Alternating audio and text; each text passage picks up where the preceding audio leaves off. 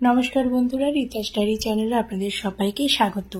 বন্ধুরা, 2024 সালের পিতৃপক্ষ কবে থেকে শুরু হচ্ছে সেটাই আমি আজকে আপনাদের সামনে বলবো, আর কি কি করা উচিত এই দিনে। এবছর পিতৃপক্ষ শুরু হবে আগামী 17ই সেপ্টেম্বর বিশ্বকর্মা পুজোর দিন থেকে, আর শেষ হবে 2রা অক্টোবর মহালয়ার দিন। পিতৃপক্ষের সময় তর্পণ ও শ্রাদ্ধ সংক্রান্ত কাজের উপযুক্ত সময় বলেই মনে করা হয়, তবে এই সময় শুভ কাজের জন্য উপযুক্ত নয় বলে পরামর্শ দেন বিশেষজ্ঞরা। পিতৃপক্ষের সময় সাত্ত্বিক খাবার খেতে হয়, আমিষ খাবার না খেলে বেশি ভালো হয়। আর মর্তে নেমে আসেন এই সময় আমাদের পূর্বপুরুষরা, এবং পূর্বপুরুষদের সন্তুষ্ট করার জন্য এই সময় তাদের আরাধনা এবং স্মরণ করা উচিত। আর যারা তর্পণ করেন তাদের এই সময় নখ, চুল, দাড়ি কাটা একদমই উচিত নয়। বন্ধুরা, আমাদের পিতৃপুরুষদের এই সময় তর্পণ আমরা যখন করি বা কেউ করে, পিতৃপুরুষরা কিন্তু ভীষণভাবে তৃপ্ত হন, কারণ না এনারা ওই একটা দিনের জন্যই কিন্তু সারা বছর অপেক্ষা করে থাকেন যে তাদের পরিবারের লোক তাদেরকে জল দান করবে। তো এবং সেই জন্য তারা তৃপ্ত হন এবং পরিবারে আশীর্বাদ করেন। আর সেই জন্য প্রত্যেকেরই উচিত তাদের পিতৃপুরুষদের উদ্দেশ্যে তর্পণ করা। আর এদিন তর্পণ করা সত্যিই খুব ভালো। যাদের জন্মছকে ধরুন পিতৃদোষ আছে, তো সেই পিতৃদোষের যে একটা খারাপ দিক আছে, সেই খারাপ দিকটা কেটে যায় যদি আপনারা এই তর্পণটা বা এই সময় শ্রাদ্ধ, এই কাজগুলো খুব সুন্দর করে করতে পারেন।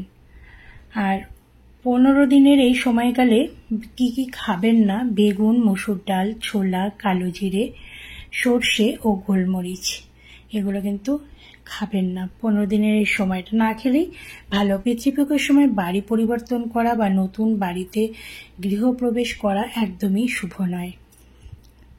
পূর্বপুরুষকে সন্তুষ্ট রাখার জন্য এই সময় বাড়িতে কারো জন্মদিন পালন না করার পরামর্শ দেওয়া হয়ে থাকে। পূর্বপুরুষদের তর্পণ করার সময় পরিষ্কার পোশাক পরার পরামর্শ দেওয়া হয়ে থাকে। ছেঁড়া ফাটা ময়লা এইসব কাপড় জামা পরে কখনোই কাজ করবেন না। সবসময় একটা নতুন শাড়ি বা ধুতি কিনেই কাজ করা উচিত।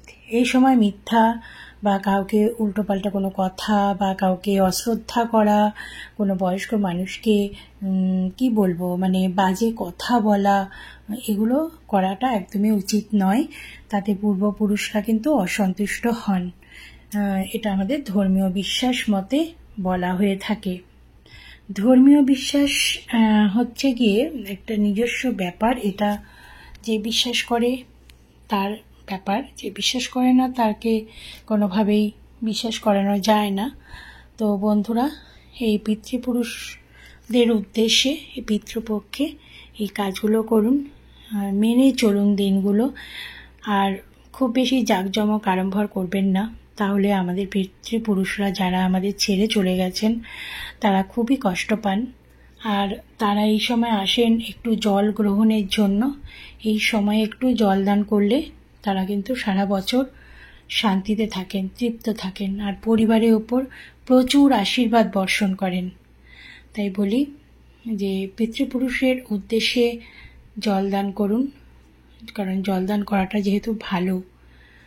আর এই সময় চেষ্টা করবেন যে নতুন জিনিস কিনতে না, একমাত্র তর্পণ করার জন্য যে জামাকাপড় পরার দরকার সেটাই কিনবেন, কিন্তু না কেনার অন্য জামাকাপড়গুলো, নিজেদের আনন্দের জন্য যে জামাকাপড়গুলো সেগুলো না কেনাটাই ভালো।